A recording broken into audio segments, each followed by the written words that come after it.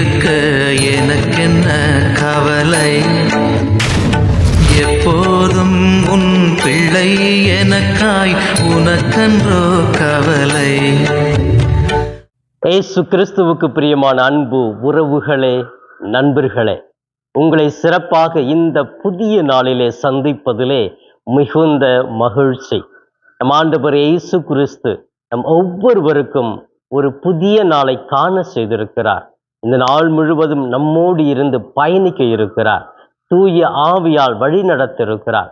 அப்படி இறைவன் கொடுத்த அனைத்து நல்ல செயல்களுக்காக நன்றி கூறுவோம். இந்த நாளை இறைவனுடைய பிரசன்னத்திலிருந்து தொடங்குவோம்.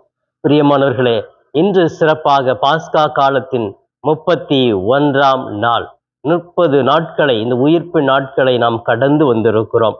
31வது நாள் அந்த உயிர்த்த இயேசுவின் பிள்ளைகளாக நாம் தொடர்ந்து வாழ வேண்டும் என்று சொல்லி வாஞ்சையோடு இருப்போம். அந்த உயிர்த்த ஆண்டவருடைய நற்செய்தியை பரப்புகிற நல்ல திருத்தூதர்களாகவே மாறுவோம். பிரியமானவர்களே, சிறப்பாக இன்று செவ்வாய்க்கிழமை கோடி அற்புதர் பதுவை அந்தோனியாருக்கு ஒப்பு கொடுக்கப்பட்ட நாள். ஒவ்வொரு செவ்வாய்க்கிழமை வேளையிலும் சிறப்பாக நான் கப்புச்சின் துறவி என்பதனாலும் இந்த அந்தோனியாருடைய திருத்தலத்தினுடைய துணை அதிபராக இருந்து ஒவ்வொரு நாளும் இந்த புனித தலத்திலிருந்து உங்களுக்காக ஜெபிக்கிறேன் என்று உங்களுக்கு உறுதி கூறுகிறேன். என்னுடைய ஜெபமும் உங்களுடைய நம்பிக்கையும் நிச்சயமாக இந்த கோடி அற்புதருடைய பரிந்துரை உங்கள் ஒவ்வொருவருக்குமே கிடைக்கும் என்பதிலே சந்தேகம் இல்லை. பிரியமானவர்களே, சிறப்பாக என்னிடத்திலே எத்தனையோ மக்கள் வந்து கேட்கிறார்கள், சொல்லுகிறார்கள், கோடி அற்புதர் எங்களுடைய வாழ்க்கையில் இப்படிப்பட்ட புதுமையை செய்திருக்கிறார், அற்புதங்களை செய்திருக்கிறார். 1 2 அல்ல, ஏகப்பட்ட புதுமைகளை நான் ஒவ்வொரு நாளும் மக்களிடத்திலிருந்து கேட்டுக்கொண்டுதான் இருக்கிறேன். அந்த அளவுக்கு கோடி அற்புதர் பதுவை அந்தோனியார் இயேசுவினிடத்திலே, அவருடைய கரங்களிலே தவழுகிற அந்த குழந்தை பாலனிடத்திலே பரிந்து பேசி உடனடியாக அனைத்து தேவைகளையும் நிறைவேற்றுகிறார் என்று நான் கண்கூடாக பார்க்கிறேன், கேட்கிறேன். எனவே பிரியமானவர்களே, இந்த செவ்வாய்க்கிழமை வேளையிலே எங்கெல்லாம் அந்தோனியாருடைய ஆலயங்கள், சிற்றாலயங்கள் இருக்கிறதோ அங்கு சென்று ஜெபிக்க பாருங்கள். அவரிடத்தில் நம்முடைய தேவைகளை எல்லாம் அறிக்கையிடுங்கள். அவர் நமக்காக பரிந்து பேசுவார். நிச்சயம் எல்லாவற்றையுமே கேட்பதை எல்லாம் இறைவனிடத்திலிருந்து பெற்று கொடுப்பார் என்ற நம்பிக்கையோடு நாம் இறைவனிடத்திலே சமர்ப்பித்து இந்த நாளை தொடங்குவோம். அன்புக்குரியவர்களே, சிறப்பாக இன்று நம்முடைய தாயாம் திரு அவை நமக்கு கொடுக்கிற உன்னதமான செய்தி இன்றைய மன்னா யோவான் நற்செய்தி 14ஆம் அதிகாரம் 27 31 முடிய பகுதிகள். பிரியமானவர்களே, இந்த பகுதியை நேரம் கிடைக்கும் பொழுது வாசித்து பாருங்கள். நமக்கு சிறப்பான ஒரு செய்தி கிடைக்கும். பிரியமானவர்களே, உலகத்தில் அமைதி எங்கு கிடைக்கும்? யார் நமக்கு அமைதியை கொடுப்பார்கள்? எங்கு சென்றால் அந்த அமைதியை அனுபவிப்போம் என்றெல்லாம் அமைதியை பற்றி இன்றைய மன்னா நமக்கு முன்வைக்கப்படுகிறது. அமைதி என்றால் என்ன? ஒரு மனுஷன் தனியா அப்படியே தூங்கிட்டே இருந்தா அமைதி கிடைச்சிடுமா? இல்லை. இல்லை, யாருமே இல்லாத இடத்துல போய் உட்கார்ந்துட்டு இருந்தா அமைதி கிடைக்குமா? இல்லை. ஒரு மனிதனுக்கு 3 விதமான அமைதிகள் தேவைப்படுகிறது. உள்ளத்தில் அமைதி, உடலில் அமைதி, ஆன்மீகத்தில் அமைதி. இந்த 3 அமைதிகள் ஒன்று சேர ஒருவன் பெற்றுவிட்டால் அவர்கள் தான் புனிதர்கள். எனவே அப்படிப்பட்ட அந்த அமைதி யார் கொடுப்பார்கள்? உலகம் கொடுத்துடுமா? பணம் கொடுத்துடுமா? இயற்கை கொடுத்துடுமா? இதெல்லாம் ஒரு குறிப்பிட்ட நேரத்துக்கான ஒரு அமைதி இல்லையா? ஃபர்ஸ்ட் எய்டு அப்படின்னு சொல்லுவாங்க. தேவைக்கு அது கொஞ்ச நாள் வாழ்றதுக்காக அந்த அமைதி கிடைக்கும். அப்படி அவ்வளவுதான். வேற அளவுக்கு பெருசா அது தொடர்ந்து நம்முடைய வாழ்க்கையிலே நிலையான ஒரு அமைதியை கொடுக்காது. இந்த அமைதியை பற்றி இயேசு கிறிஸ்து அழகாக தெளிவாகவே பேசுகிறார். அவர் முதல்ல இந்த நற்செய்தியிலே தொடக்கத்திலே சொல்கிறார், அமைதியை உங்களுக்கு விட்டு செல்லுகிறேன், என் அமைதியையே உங்களுக்கு அளிக்கிறேன். நான் தரும் அமைதி உலகம் தரும் அமைதி போன்றது அல்ல. எனவே உள்ளம் கலங்க வேண்டாம், மருள வேண்டாம். பாருங்க பிரியமானவர்களே, கடவுள் நம் மீது எந்த அளவுக்கு அன்பு வைத்திருந்தால் இப்படிப்பட்ட ஒரு அன்பை நமக்கு கொடுக்கிறார் பாருங்க. நானே உங்களுக்கு அன்பை விட்டு சொல்லுகிறேன். அந்த நற்செய்தியில் பார்த்து நம்ம இனி நான் அதிகமாக நான் பேச மாட்டேன், நான் சொல்லுகிறேன், நான் செல்லும் இடத்துக்கு உங்களால் வர முடியாது, ஆனால் தூய ஆவியார் வருவார், உங்களை அவர் அழைத்து வருவார், நான் மீண்டும் வந்து உங்களை அழைத்துக் கொள்ளுவேன் என்றெல்லாம் இயேசு கிறிஸ்து நம் மீது வைத்த அந்த அக்கறையினாலே, அன்பினாலே நமக்கு அமைதியை கொடுப்பதாகவே சொல்லுகிறார். அமைதி என்றால் என்ன? 3 விதமான அமைதி ஒரு மனிதனுக்கு தேவை. அது 3ம் இருந்தா தான் உள்ளத்தில் நிறைவான ஒரு அமைதி நமக்கு குடிகொள்ளும், தங்கி இருக்கும். அது என்ன அமைதி? உடல் சார்ந்த அமைதி 1, 2வது உள்ளம் சார்ந்த அமைதி, 3வது ஆன்மீகம் சார்ந்த அமைதி. இந்த 3 அமைதிகள் ஒரு மனிதனுக்கு தேவை. நம்ம என்ன நினைக்கிறோம்? அமைதி தானே அப்படின்னு சொல்லிட்டு எங்கேயாவது போய் உட்கார்ந்தோம்னா அந்த அமைதி வந்துடும். தனியா அறையை பூட்டி வச்சு அமைதியா இருப்போம். இல்ல வேறு இடத்துல போய் உட்கார்ந்து கண்ணை மூடிட்டு தியானம் பண்ண அமைதி கிடைச்சிடும். இதெல்லாம் அமைதி தான், இல்லை என்று நான் சொல்லவில்லை. இது ஒரு டெம்பரவரி அப்படின்னு சொல்லுவாங்க. ஒரு குறிப்பிட்ட நாட்கள் வரை, 2 நாள் இருக்கும், 3 நாள் இருக்கும், அந்த அமைதி இருக்கும். ஆனால் தொடர்ந்து அது இருக்காது, மாறிடும். அப்ப நிலையான ஒரு அமைதி ஒரு மனுஷனுக்கு தேவைன்னா உடல் அளவிலும் அது இருக்கணும். உடல் அளவில் அமைதி எப்படி இருக்கும்? எந்த ஒரு வியாதி வருத்தங்கள் இல்லாம ரொம்ப ஒரு சில உடம்பெல்லாம் பார்த்தீங்கன்னா நல்லா ரொம்ப ஆரோக்கியமா இருக்கும், ஃப்ரெஷ்ஷாக இருக்கும். நம்மளே ஃபீல் பண்ணுவோம், நல்லா என் உடம்பு ரொம்ப லைட்டாக இருக்குது, ரொம்ப ஹாப்பியாக இருக்கிறேன் அப்படின்னு சொல்லுவோம் இல்லையா? அந்த மாதிரி அமைதி இருந்துச்சுனாக்கா உடல்ல கூட நல்லா ஒரு அமைதி கிடைக்கும். உள்ளத்துல ஏகப்பட்ட பிரச்சனைகள், குழப்பங்கள், காலையில் எந்திரிச்சதுலேருந்து படுக்க போற வரைக்கும் நைட்டு தூக்கம் வராது நமக்கு. புரண்டு புரண்டு படுத்துட்டு இருப்போம். ஐயோ இப்படி இன்னைக்கு சொல்லிட்டாங்களே, இது இன்னைக்கு செஞ்சுட்டாங்க, நாளைக்கு நான் அவங்களுக்கு போய் எப்படி பார்க்க போறேன், நாளைக்கு எப்படி இதெல்லாம் நான் செய்து முடிக்க போறேன் அப்படின்னு அந்த குழப்ப நிலை அப்படியே மனசுக்குள்ள ஓடிக்கிட்டே இருக்கும். மனசு தான் நிறைய பேருக்கு அந்த அமைதி கிடைக்காம இருக்கும். என் மனசுக்கு கொஞ்ச நேரம் அமைதி கிடைக்காதா அப்படின்னு சொல்லிட்டு தூங்குவாங்க. தூங்குற நேரத்துல மட்டும்தான் அந்த அமைதி இருக்கும். அதுவும் அந்த தூக்கம் கூட உடனே வராது. புரண்டு புரண்டு படுத்துக்கிட்டே இருப்பாங்க அந்த அமைதிக்காக, அந்த நிம்மதிக்காக. அப்புறம் கொஞ்ச நேரம் தூங்குனாக்கா அது அமைதியாக தான் இருப்பாங்க. ஆனா தூங்கி எந்திரிச்ச உடனே அந்த அமைதி இருக்காது. பிரியமானவங்க, உள்ளத்தில் ஒரு மனிதனுக்கு அமைதி தேவை. அந்த அமைதி யாரு கொடுப்பாங்க? கடவுள் தான்.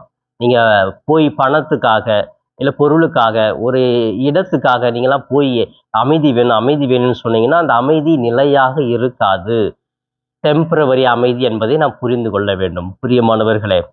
எனவே ஆண்டவர் சொல்லுகிறார், நீங்க கலங்க வேண்டாம், மனம் மருள வேண்டாம், உடைந்து போயிடாதீங்க. வாழ்க்கையில கவலையா இருக்குதா, கஷ்டமா இருக்குதா, எதை பத்தியும் கவலைப்படாதீங்க.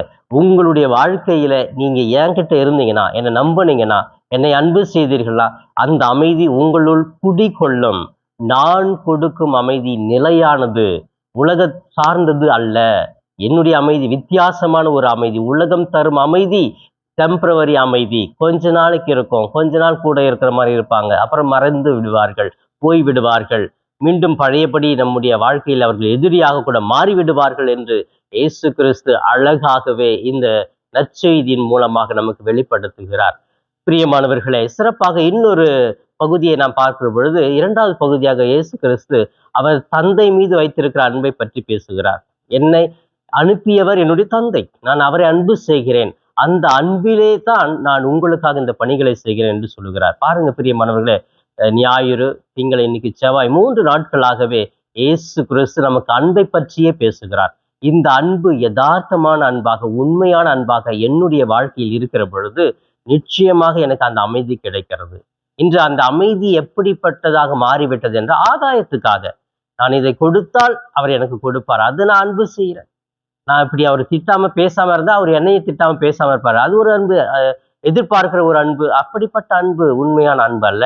இயேசு கிறிஸ்து எப்படி எதையுமே எதிர்பார்க்காமல் தந்தை மீது அன்பு கொண்டிருந்தாரோ, தந்தை கொடுக்கிற எல்லா நன்மைகளையும் துன்பங்களையும் ஏற்றுக்கொண்டாரோ, அதை போன்று நாமும் மற்றவரோடு பழகுகிற பொழுது துன்பங்களையும் நல்ல விஷயங்களையும் ஏற்றுக்கொண்டு சரிசமமாக அவரிடத்திலே உறவு வைத்திருக்க பொழுதுதான் அந்த இடத்திலே நிச்சயமாக ஒரு உன்னதமான அமைதி ஏற்படுகிறது, சமாதானம் ஏற்படுகிறது. அப்படிப்பட்ட இடத்தில் தான் உண்மையான அன்பும் நிலைத்திருக்கிறது என்று சொல்லி இயேசு கிறிஸ்து சிறப்பாக இந்த இடத்திலே பதிவு செய்கிறார். பிரியமானவர்களே, இதோ இந்த நாளிலே சிறப்பாக நாம் யோசித்து பார்ப்போம். ஆண்டவர் நமக்கு என்ன செய்தியை சொல்ல விரும்புகிறார்? ஏன் நமக்கு அமைதி தேவையா?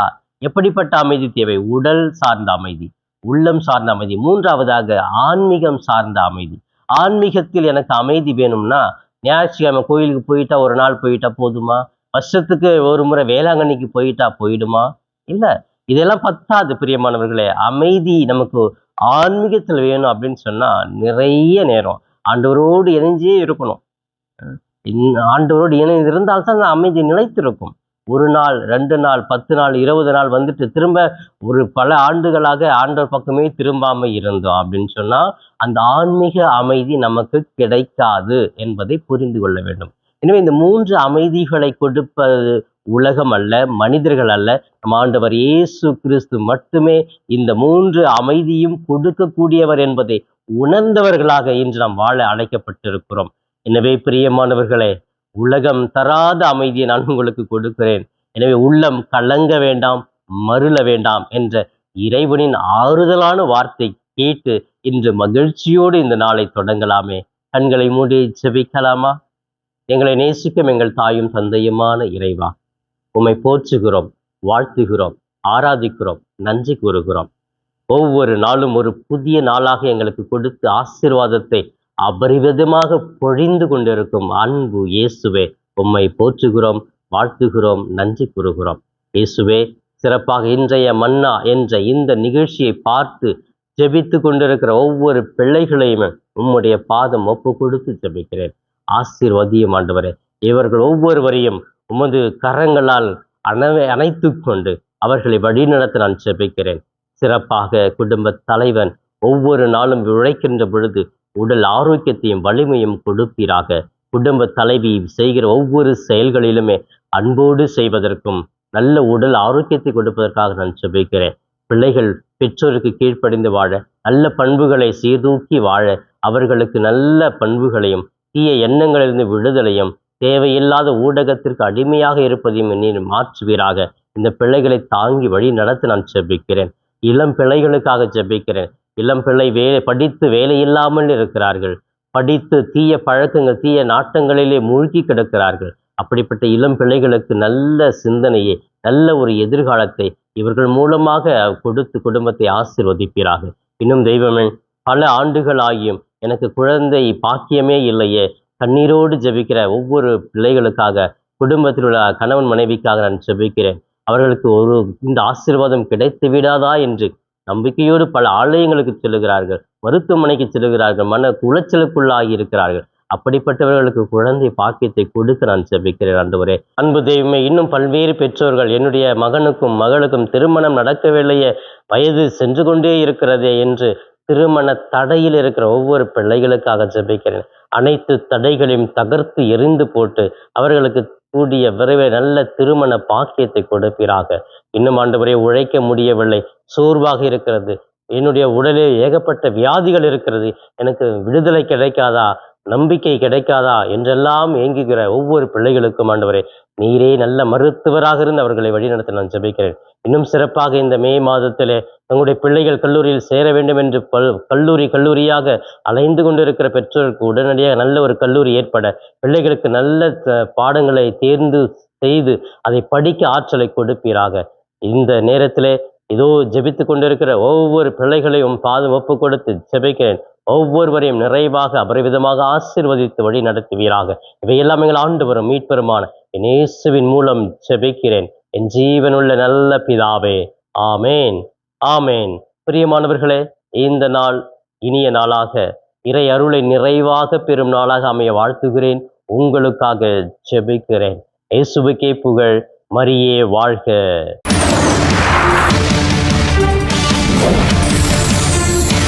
நண்பர்களே, இந்த காணொளியின் மூலமாக உங்களை சந்திப்பதில் மிகுந்த மகிழ்ச்சி. இந்த காணொளியை முழுமையாக பார்த்த உங்களை வாழ்த்துகிறேன். தொடர்ந்து ஃபாதர் தாஸ் கேப் யூடியூப் சேனலை பாருங்கள், ஜெபியுங்கள், இறைவன் மீது இருக்கிற நம்பிக்கையை ஆழப்படுத்துங்கள். உங்களுக்காக தொடர்ந்து ஜெபிக்கிறேன். இறை ஆசீர் என்றும் உங்களோடு இருக்கட்டும். இறைவனுடைய அமைதி உங்கள் உள்ளத்திலே குடிகொள்ளட்டும்.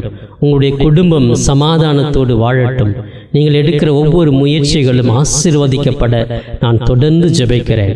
தொடர்ந்து இந்த சேனல் ஃபாதர் தாஸ் கேப் யூடியூப் சேனலை சப்ஸ்கிரைப் செய்துவிட்டு தொடர்ந்து வருகிற ஒவ்வொரு காணொளியும் பார்த்து இந்த யூடியூப் சேனலை தாங்கும்படி உங்களை பாசத்தோடு கேட்டுக்கொள்கிறேன். நன்றி.